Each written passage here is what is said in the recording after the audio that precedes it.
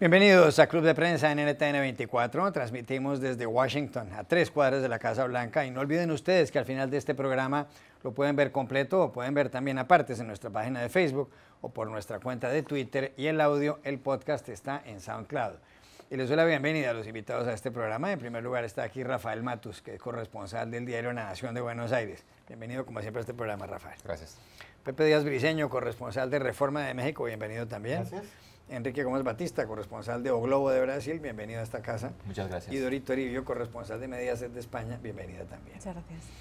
Va a comenzar, estamos prácticamente ya en este 73 periodo de la Asamblea General de las Naciones Unidas. Van muchísimos jefes de Estado y de Gobierno a Nueva York. Hay muchos temas sobre la mesa para discutir, qué va a pasar con Corea del Norte, qué puede pasar con la crisis en Venezuela y demás. Pero la primera pregunta que quería hacerles a ustedes es, y esto se lo formulan muchísimos ciudadanos del mundo, es si una organización como la ONU sirve.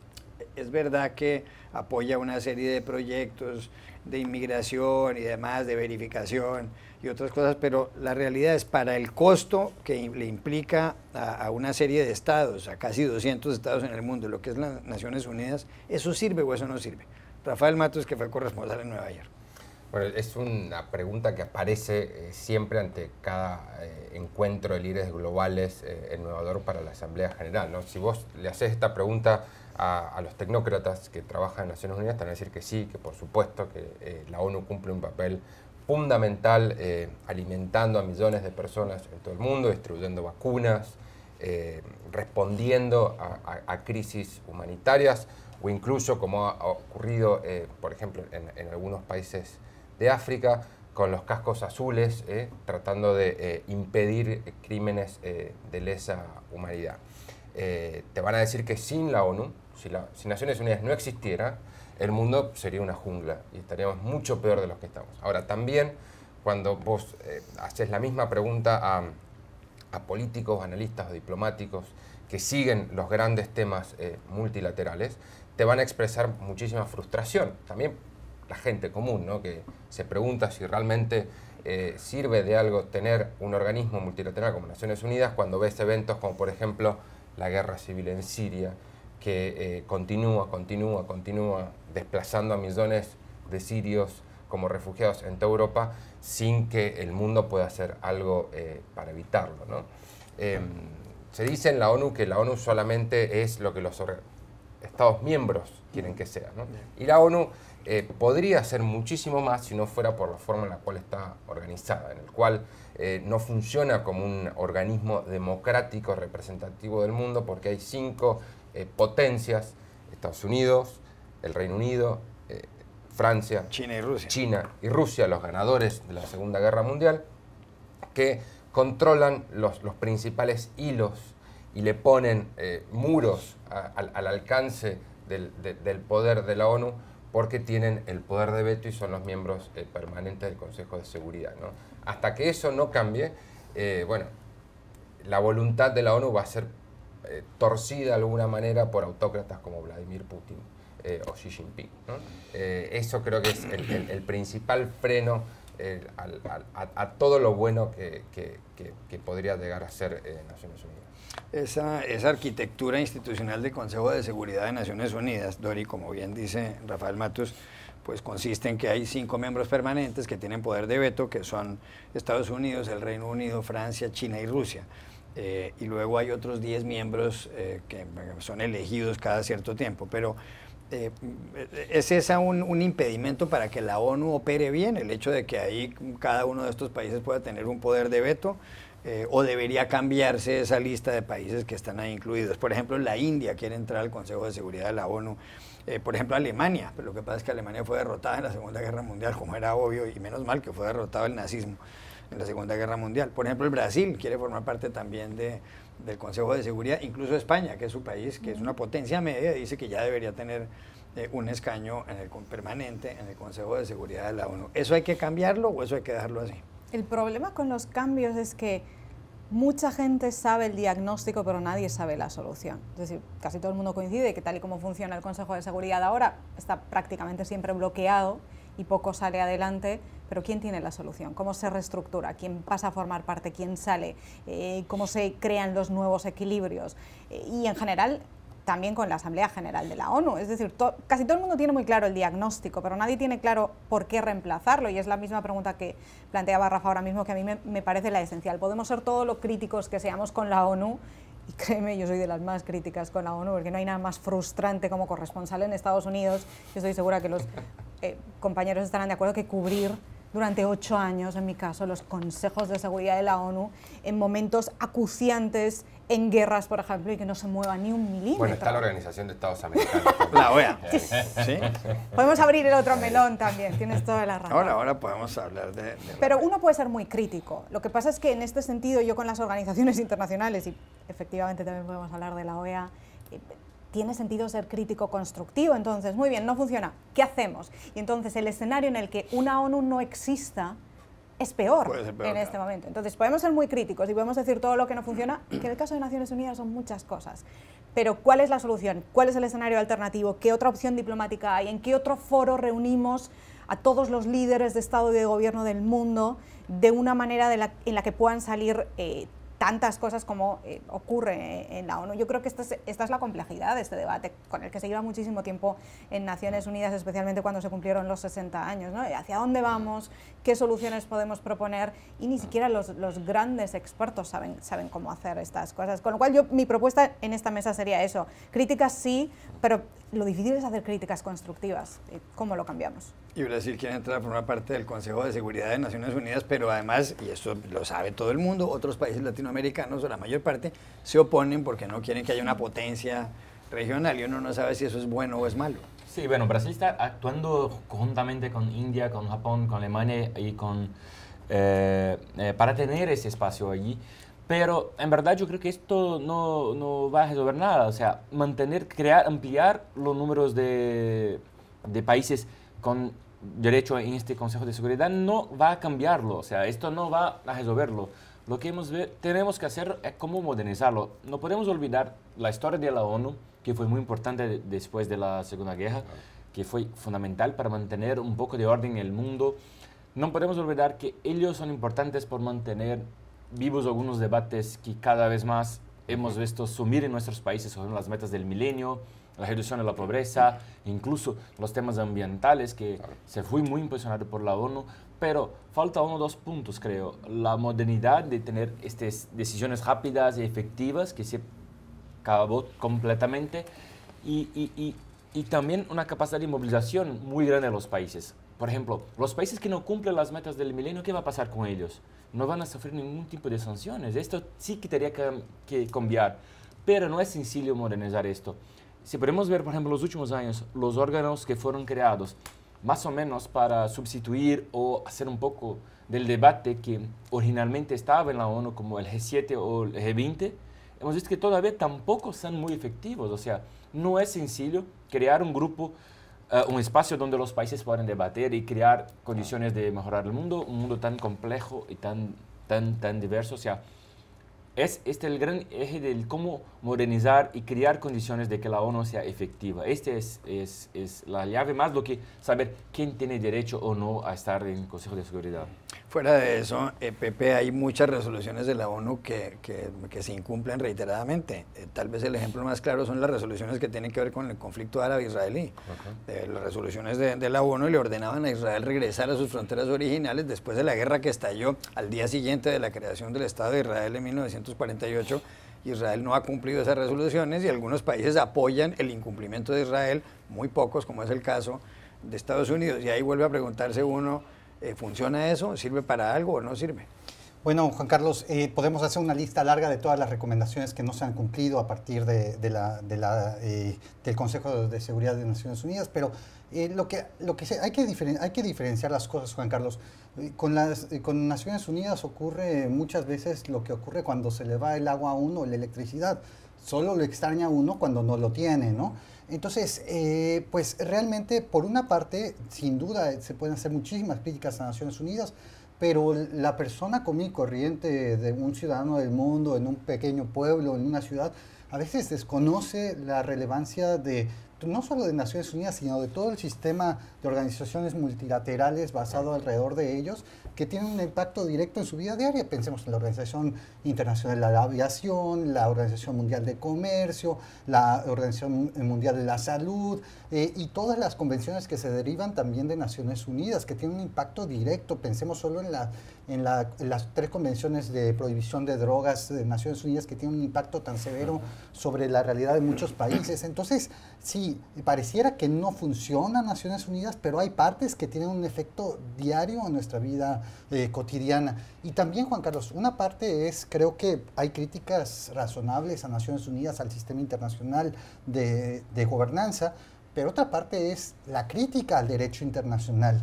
Y realmente quisiéramos vivir en un mundo donde el derecho internacional ni siquiera fuera postulado, que hubiera convenciones por las que se rigiera, entre comillas, cosas básicas de las relaciones entre los países. Me parece que por ahí no va la crítica, pero me parece que aquí es donde está realmente el peligro, porque en este momento el hegemón mundial, que es Estados Unidos, está poniendo en discusión incluso lo segundo, la existencia del derecho internacional en cosas tan básicas, ¿no? Me parece que está puesto en discusión con, por ejemplo, la retirada de del Pacto Mundial contra por la migración, por la cuestión de la lucha contra el cambio climático.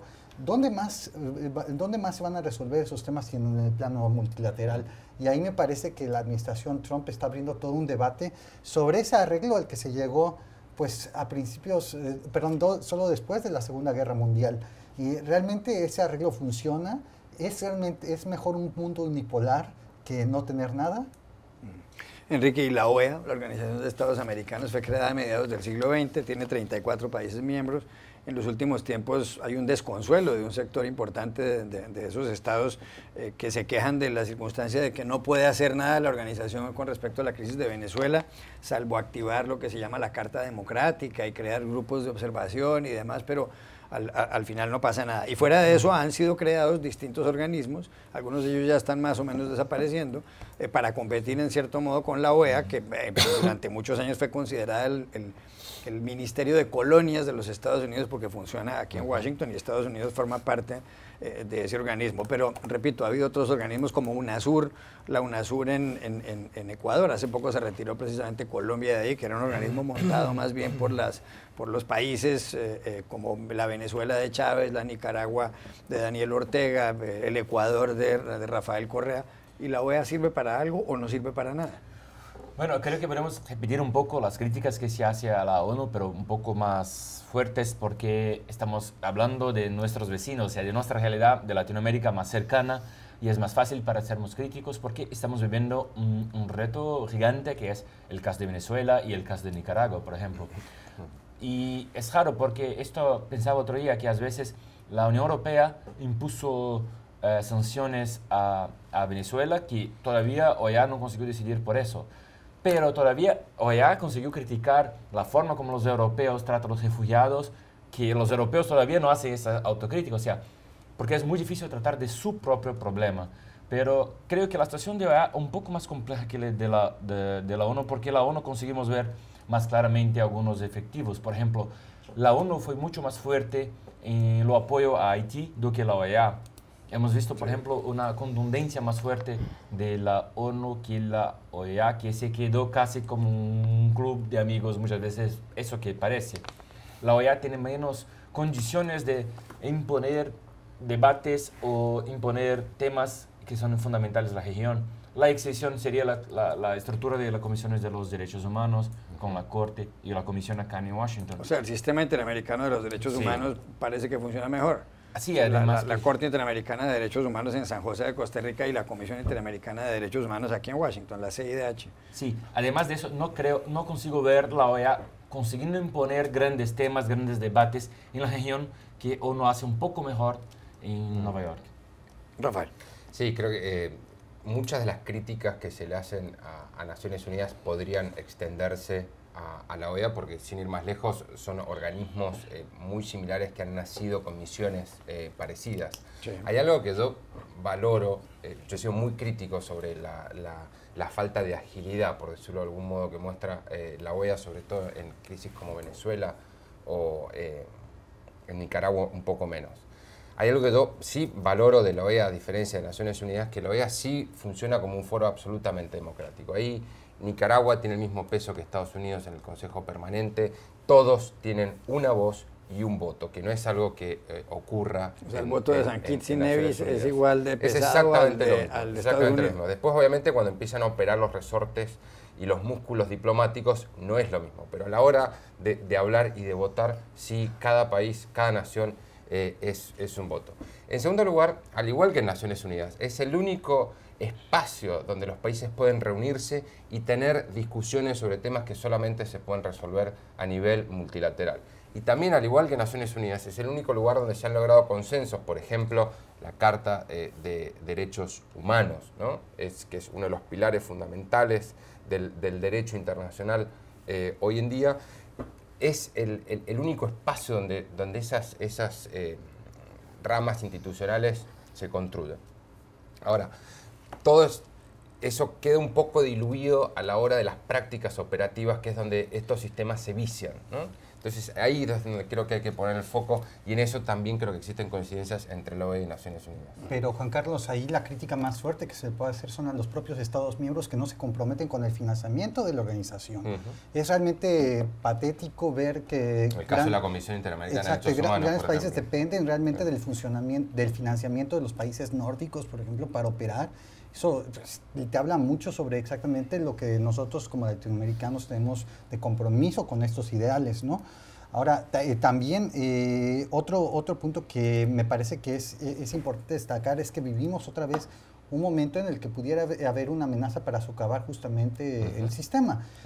Recientemente Marco Rubio, uno de los conservadores en Partido Republicano, ha buscado disminuir el presupuesto de la OEA por no ser suficientemente efectiva en algunos temas, y sobre todo porque resoluciones, por ejemplo, de la Corte Interamericana de Justicia, que son consideradas, la Corte Interamericana de Derechos Humanos, que son consideradas demasiado liberales, por ejemplo, en temas de derechos de parejas homosexuales o del propio aborto, para los gustos de los conservadores en Estados Unidos. Entonces, si los países no hacen de uso activo, fuerte, constructivo, pues voces aisladas pueden crear un problema bastante fuerte. Dori Toribio, ¿sirve la OEA o no sirve? Voy a empezar para lo que sí sirve. Por ejemplo, que son paralelismos también que podemos hacer con Naciones Unidas. Cuando se da visibilidad a temas que antes no eran tan visibles, por ejemplo, en la prensa internacional, porque para algo la sede de la OEA está aquí en Washington. Observación electoral. Sí. Las delegaciones de la observación electoral de la OEA, yo creo que sí son funcionales. Tienen respetabilidad. Sí. Cuando se ordenan investigaciones, especialmente en los consejos de Naciones Unidas en este caso más, pero por lo menos hay equipos independientes sobre el terreno en los lugares importantes, entrando a fondo sobre asuntos. Y como decía un compañero no hace mucho, bueno, pues por lo menos hay organismos internacionales que, aunque sea 2 días más tarde o 2 semanas más tarde y sin llegar a ninguna conclusión, pero por lo menos se llevan las manos a la cabeza cuando pasa algo en el mundo. Pues si no existieran, nadie se llevaría las manos a la cabeza. Y a mí sí me gusta que, aunque insisto, podemos ponerle todos los peros que queramos y toda la falta de funcionalidad, pero que existan mesas multilaterales en el mundo, en un momento además en la historia en el que hay tantos líderes que están poniendo en duda la multilateralidad y prefieren optar por acciones y emprender acciones unilaterales, que existan todavía estas mesas donde diferentes líderes del mundo pueden sentarse y discutir de una manera multilateral y además llevar a cabo un diálogo directo, a mí sí me parece funcional. Ahora bien, podemos entrar a discutir de si es necesario estos debates eternos de 20 horas en la OEA que no llegan a ninguna parte, ni que tienen un objetivo concreto. No, bueno, discutamos 20 horas, pero vamos a llegar a este objetivo. Es decir, quizás se podía hacer más funcional, no lo sé. Pero yo creo que las partes que ahora mismo sí funcionan, creo que es importante subrayarlo. Por ejemplo, ahora que estábamos describiendo el funcionamiento de la ONU, me da cuenta de una cosa, Juan Carlos, y es como muchas veces en estas mesas o en estos escenarios multilaterales vemos de año en año cómo cambia el mundo. Es decir, cómo diferente era la Asamblea General de la ONU en 2017, cuando llegó Donald Trump, que acababa de ganar las elecciones, cuando apenas Antonio Guterres, el secretario general de la ONU, aún estaba recién aterrizado, cuando Donald Trump lanzó aquel mensaje de que iba a destruir Corea del Norte y que Kim Jong-un era Rocketman, y ahora estamos un año después en el que se ha salido de todos los acuerdos multilaterales posibles del mundo, el acuerdo contra el cambio climático, el acuerdo nuclear con Irán, de organizaciones como el Consejo de Derechos Humanos de la ONU, de la UNESCO. ¿Cómo ha cambiado el mundo en solamente un año? Y es en estos escenarios en los que están todos los líderes al mismo tiempo. Podemos cuestionar si los diálogos bilaterales o multilaterales son efectivos o no, pero por lo menos hay un diálogo y están dibujando una imagen de cada uno de sus países y vemos y podemos ver directamente cuándo ha cambiado las cosas en solo un año. Ya regresamos a Club de Prensa. Volvemos a Club de Prensa en NTN 24 desde Washington. Dori, hay un gran debate aquí en Estados Unidos porque el presidente Donald Trump ha nominado, como se dice, como candidato para ser magistrado de la Corte Suprema de Justicia a Brett Kavanaugh, un juez, un abogado conocido y juez además de amplia trayectoria. Pero resulta que una mujer que dijo en un momento dado, primero le envió una carta a una integrante del Senado aquí en Estados Unidos, Dianne Feinstein, diciéndole que cuando esta mujer tenía 15 años y Kavanaugh tenía 17, el señor Kavanaugh en una fiesta en el estado de Maryland, muy cerca aquí de Washington, después de haber bebido mucha cerveza, intentó violarla, la empujó sobre una cama en una habitación, intentó quitarle la ropa, pero ella logró escapar y el señor Kavanaugh estaba con un compañero del colegio dentro de la habitación. Finalmente no pasó nada, pero esto ya se pudo conocer. Esta mujer va a testificar ante el Senado, la van a llamar y el señor Kavanaugh el lunes de la semana entrante también va a comparecer ahí. Todo se está llevando a cabo en el Comité de Asuntos Judiciales del Senado y posteriormente la Cámara en pleno tiene que votar si aprueba o no el nombramiento o si elige o no como magistrado de la Corte Suprema al señor Kavanaugh. El fondo del asunto es que los presidentes de Estados Unidos pueden nominar a las personas que van a ocupar esos cargos como jueces de la Corte Suprema, como magistrados, y por supuesto ideológicamente esto puede marcar una tendencia. En el caso de Kavanaugh, si termina siendo confirmado, pues podría por la próxima generación al menos la Corte Suprema de Justicia de Estados Unidos volverse más bien de centro derecha, más conservadora. ¿Esto en qué va a terminar con esta comparecencia del señor Kavanaugh el lunes en el Senado aquí en Washington? Está el tema muy complicado. Primero, por explicarle bien a la gente, este asunto es de los muy importantes en Estados Unidos, aunque pueda parecer una cuestión local de Washington o de la política estadounidense, no. Esta es una de las cosas que define el futuro legal, político y social del país, porque los cargos del Tribunal Supremo son cargos de por vida y definen asuntos importantes que pueden inclinar el país hacia una parte o hacia otra. Y además es un asunto políticamente muy importante, sobre todo en año electoral, porque esto es algo que valoran muchos los votantes, especialmente los votantes conservadores. Hay muchos votantes conservadores que en su día votaron por Donald Trump sin estar especialmente convencidos, pero solo porque entonces estaba la posibilidad de nombrar a Neil Gorsuch en el Supremo, el primero de los jueces conservadores que nombró Donald Trump nada más llegar a la Casa Blanca. Es un asunto decisivo para muchos votantes y que el presidente en un año y medio haya tenido la posibilidad de nominar y confirmar a un juez conservador y ahora esté en plena confirmación de un segundo, esto es un asunto muy importante para muchos votantes, no solo en estas elecciones que se avecinan, sino en 2020 para la reelección del presidente. Dicho esto, teniendo en cuenta que este es un asunto político importante, es así como yo veo también lo que está pasando y lo que va a pasar sobre todo el lunes aquí, y es que ambas partes, tanto los republicanos como los demócratas, están viendo esto sobre todo, me da la impresión o me da el temor, como una cuestión política y no como el fondo de la gravedad que tiene, porque yo me pregunto una cosa, el lunes va a haber una sesión en la que va a comparecer este nominado y va a comparecer la mujer que le acusa de agresión sexual cuando tenían 15 y 17 años. Una cuestión como esta, que está en manos del FBI, ¿esto se aclara en una sesión pública en el Comité Judicial del Senado en el que está en juego la confirmación de alguien, o esto se aclara llevándolo a la justicia, llegando hasta el final, sabiendo qué pasó? Porque aunque este asunto empezó como una cuestión de la palabra de uno contra el otro, ella manda una carta a los demócratas del Comité Judicial, cuenta que le pasó esto y los demócratas lo niegan, el presidente Donald Trump lo niega, la Casa Blanca lo niega y él, Kavanaugh, también lo niega tajantemente. Pero después es cuando aparecen las pruebas. Ella escribe en el Washington Post con muchos detalles que tiene informes médicos que testifican las consecuencias, porque ella dice que lleva toda la vida intentando olvidar lo que pasó, que lo que pasó le ha marcado de por vida y ha tenido consecuencias médicas y psicológicas que le han afectado después, y tiene esos papeles, y además tiene una prueba de polígrafo del FBI que dio verdadera, es decir, que el FBI después de esa prueba certificó que ella estaba diciendo la verdad. Ya no es la palabra de uno contra la de otro. Aquí estamos ya en un caso donde hay pruebas, hay una investigación, hay cuestiones sólidas que hay que investigar. Y entonces tenemos por un lado los republicanos que dicen que no, que la confirmación sigue adelante, porque saben que si no se le confirma ahora, después de las elecciones, es más complicado. Tiene una mayoría muy ajustada en el Senado, y si pierden 1 o 2 escaños, esta confirmación se da. Y también los demócratas, que no quieren que se aplace esta confirmación, porque si esperan a después de las elecciones pueden tener mayoría y evitar la confirmación de otro juez conservador. Por eso, a mí lo importante, lo que hay que poner el foco en este momento es qué pasó de verdad, cómo afecta esto a un cargo como el juez del Supremo. La investigación tendría que ser ahora lo prioritario y no los juegos políticos. Pepe Díaz Briceño, y es que además hay que tener en cuenta, como bien decía Dori, que lo de la Corte Suprema es muy importante, entre otras razones, porque aquí en Estados Unidos no hay Corte Constitucional.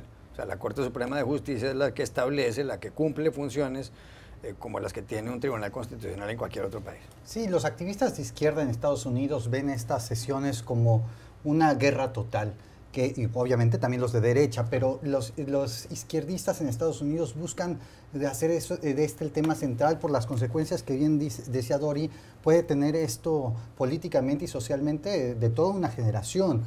No estamos hablando de una decisión que afecta solamente los próximos meses, afecta lo que va a ocurrir en términos de derecho constitucional en Estados Unidos en las próximas décadas. Ahora, por eso hay esta enorme interés, esta enorme atención, pero también abre muchas dudas sobre exactamente cómo aerear de manera justa reclamos que pueden ser muy válidos, decía Dori. Es realmente un foro público en el Comité Judicial donde las dos visiones se exponen, el mejor lugar para justamente atender reclamos que pueden ser muy legítimos, o es otro tipo de escenario. Los propios republicanos tuvieron muy difícil el decidir si se hacía una audiencia pública sobre este tema o no. Se decía que fuera una sesión telefónica. Es un tema muy sensible también, pues obviamente no son alegaciones, no son acusaciones menores, porque hablan justamente del carácter de la persona. Pero también se puede reeditar lo que ya se vivió en los 90s con el caso de Anita Hill y Clarence Thomas, el actual juez magistrado conservador en la Suprema Corte de Justicia de Estados Unidos, donde también se volvió un caso pues realmente muy publicitado, muchos consideraron una humillación de la señora Hill, y al final de cuentas el señor Clarence Thomas fue confirmado para estar en la Suprema Corte. Es una reedición.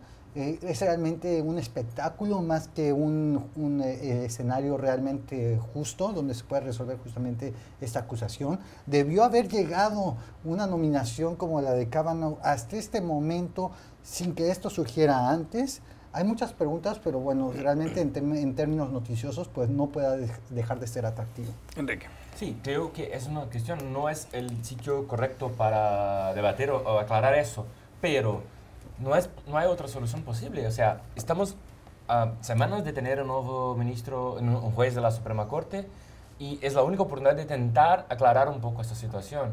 Y acordemos que esta nominación es muy importante, además de todo eso, porque será la diferencia entre tener una Suprema Corte con una mayoría conservadora e incluso están nombrando un juez que históricamente le defiende que el presidente de Estados Unidos no puede ser tan víctima de procesos judiciales. O sea, hay un momento que Trump puede ser, dependiendo de las circunstancias políticas y judiciales, víctima de o parte de un proceso de impeachment. Esto hace toda la diferencia, pero es la única posibilidad, y a un juez de Suprema Corte tiene que tener una imagen, una vida histórica y que no se puede tener dudas. O sea, esto es sobre eso que se trata.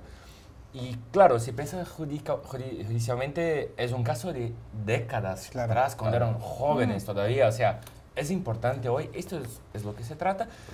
Y en un momento muy crucial, o sea, de que el debate sobre el asedio sexual en Estados Unidos nunca estuvo tan fuerte, cambió la historia en los últimos años, con lo que pasó en Hollywood, con lo que se pasó en la política, con lo que se pasó en los medios económicos. Hemos visto la semana pasada, el organismo que cuida de los nombres geográficos de Estados Unidos cambió el nombre de un glaciar en Antártida porque homenajeaba a un científico que después hubo acusado, hubo acusado por asedio sexual. O sea, eso es lo que trata. ¿Es posible tener a alguien que hay duda sobre su conducta en la Suprema Corte o no? ¿Y cuál es el papel que va a jugar los republicanos en unas elecciones? ¿Va a poder votar a favor de él, sabiendo que esto es muy importante para su partido, para sus visiones conservadoras, en un momento en que toda la opinión pública de Estados Unidos está en contra a convertir estos casos? Esa es la cuestión.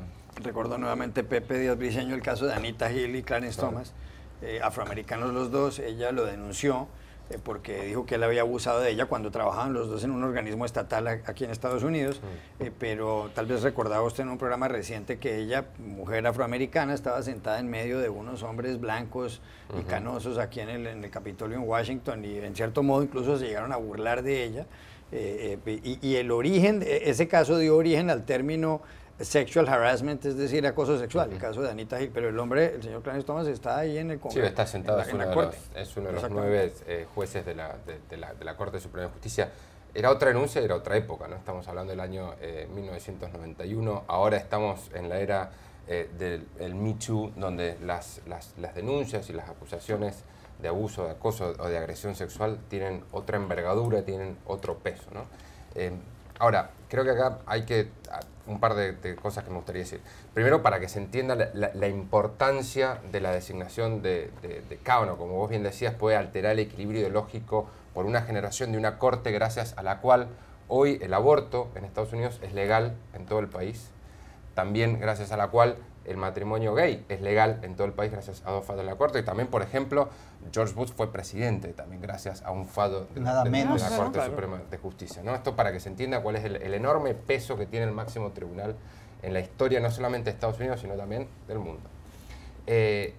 Respecto de la denuncia y la investigación del FBI y la avenida política, ¿no? Creo que la denuncia y la investigación judicial realmente han quedado relativizados en un segundo plano por la dinámica política que generó esta acusación, que ahora pasa a primer plano, ¿no? Va a haber de alguna manera una especie como de show mediático con el testimonio de Christine Ford y de Brett Kavanaugh público, donde se va a poner en juego, por un lado, la credibilidad de Ford, por el otro lado, la credibilidad de Kavanaugh. Esa es la puja política a la cual hoy está sometida la nominación de Kavanaugh a la Corte Suprema de Justicia. Sí. Y a lo que decía Enrique, ¿no? Sobre cuál es la pregunta que pesa hoy, ¿no? Está muy claro que todos los senadores demócratas van a ir en contra de Kavanaugh. Ya estaban en contra de Kavanaugh incluso antes de que apareciera esta denuncia. La pregunta es cómo va a jugar la acusación en el puñado de republicanos moderados en el Comité Judicial y en el Senado, de los cuales depende hoy la nominación de Kavanaugh. Digo, pues está muy claro que todos los demócratas van a votar en contra de Kavanaugh, sin importar qué ocurra en la audiencia de la semana próxima. Entonces, ahí es donde hay que poner el foco. Y la pregunta es, ¿ellos están dispuestos a poner en el tribunal, en el máximo tribunal de Estados Unidos, a una persona cuyo carácter ha sido puesto en duda, ¿sí? Con una denuncia seria, sí, por más que sea vieja, por más que hayan sido jóvenes, es una denuncia seria?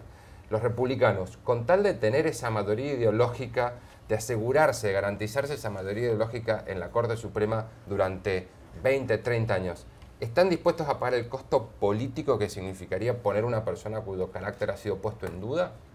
Eso creo que es el interrogante clave que se va a responder la semana que viene.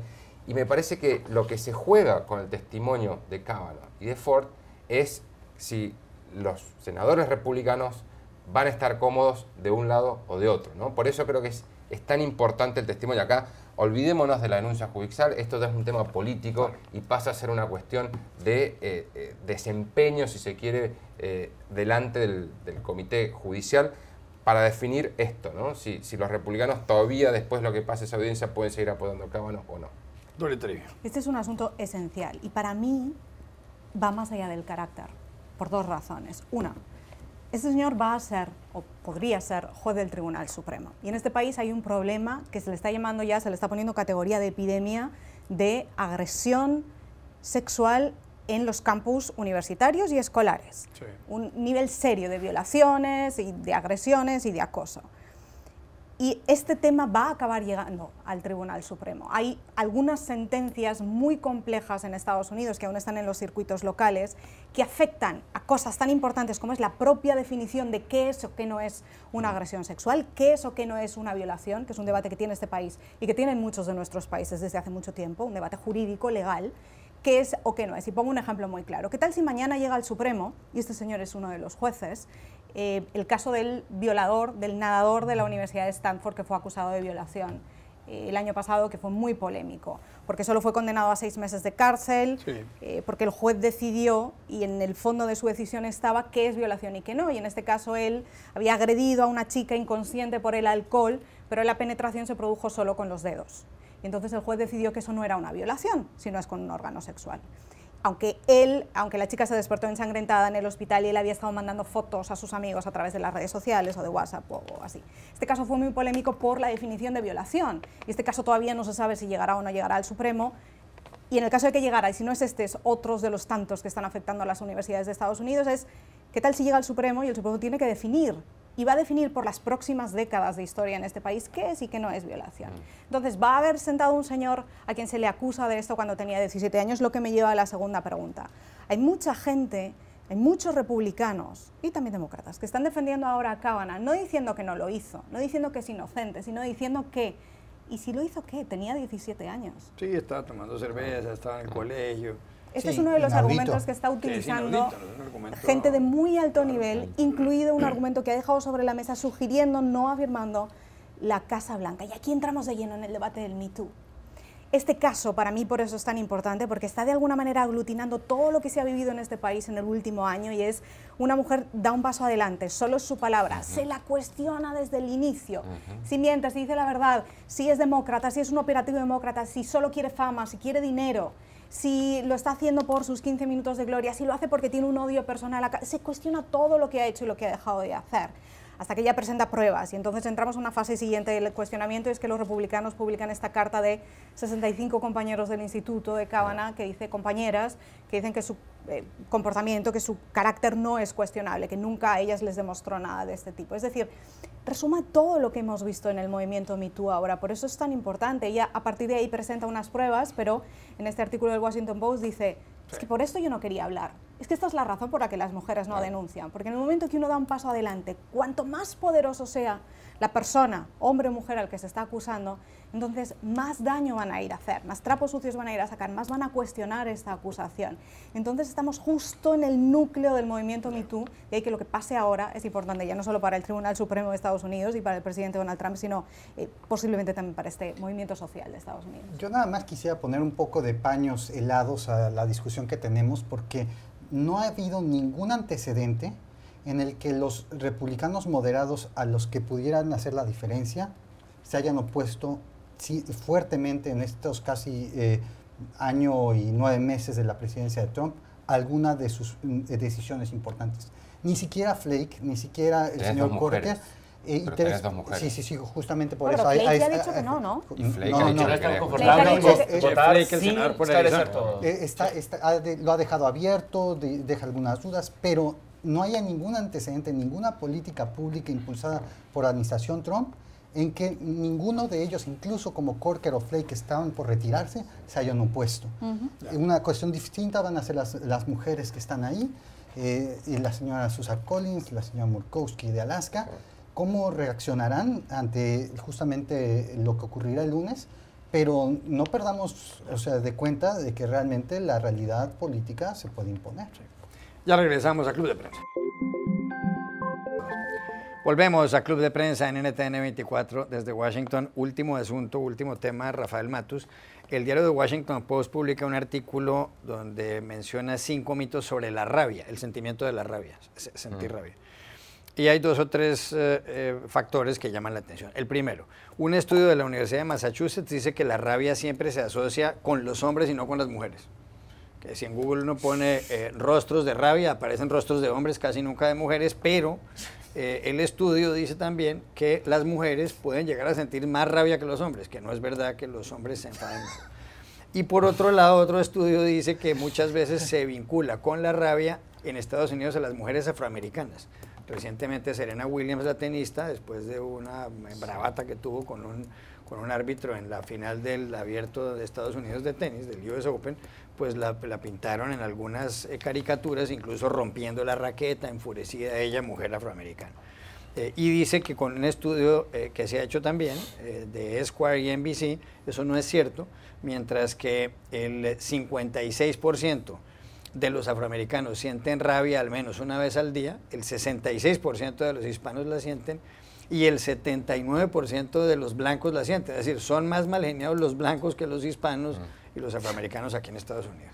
¿Le llama la atención algún dato? Todos datos políticamente incorrectos, me parece, Bueno, lo que ahí están los datos, de esos estudios. Me llama, creo que la rabia es un sentimiento muy humano, ¿no? Si uno, mujeres, hombres en general, somos todos humanos, todos sentimos rabia. Creo que lo que es importante es tratar de ver qué es lo que hay detrás, ¿no? Usualmente la rabia esconde frustración y dolor. Claro.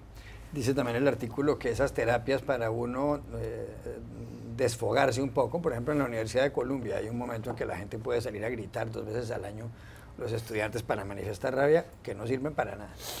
Pues Juan Carlos, yo creo que cualquiera de los sentimientos que consideramos negativos vienen causados, incluso pueden ser cuestiones creativas. ¿Cuántos artistas mismos no han sentido rabia y han creado algunas cuestiones extraordinarias? Gente víctimas de cuestiones de violaciones de derechos humanos ante una rabia bien transformada fueron a fundar organizaciones que ahora son importantes. O sea, realmente incluso la rabia a veces es creativa y sirve. Enrique Gómez Batista, 20 segundos. A mí no me gustan mucho esos estudios que acabas de ver. No tengo rabia de esos estudios. Le dio rabia al estudio. Sí, que pone eso, los latinos son esos, las mujeres son eso. Yo no consigo comprender mucho eso, porque creo que no es una cosa genética, o sea, y cómo me clasifico yo que tengo origen de negros, de latinos, de portugueses, de libaneses. Es muy difícil. Yo no tengo rabia de esos estudios.